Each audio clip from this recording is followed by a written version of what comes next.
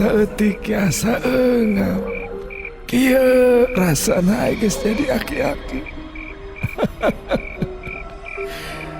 Mangka hade nu ngarora.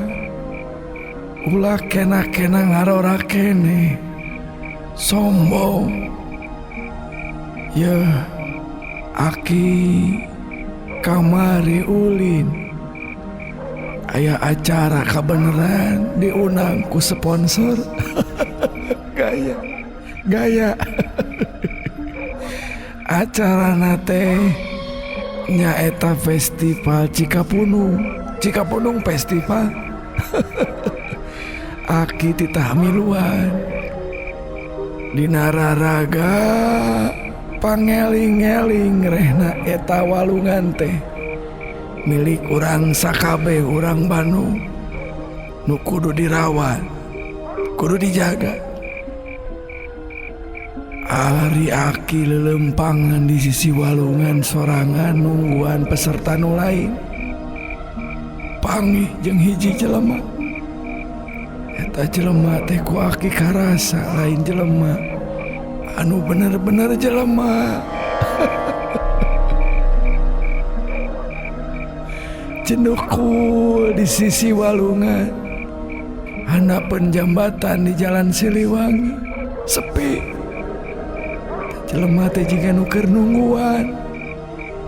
Ditanya ku aki keur nguseup ja. Tengah jawab. Cek aki teh ulah kitu aki bisa ningali eta makhluk teh ngalieu. Ari ngalieu brek teh geuningan.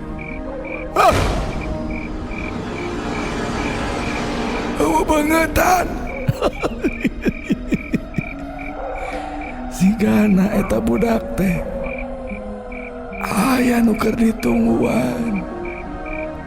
Baheula aki pernah ngadenge dongeng di dinya aya budak leutik nu dipiceun ku kolotna. Dipiceun ka walungan.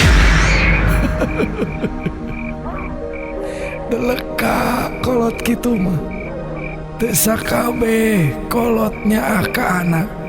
Cek cenah sajahat-jahatna mau ngahakan anakna aya dina kanyataanna mah.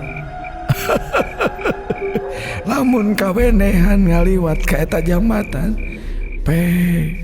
eureun heula kirim Fatihah wae mah. Tah budak teh sok nungguan di dinya. Teh nungguan saha?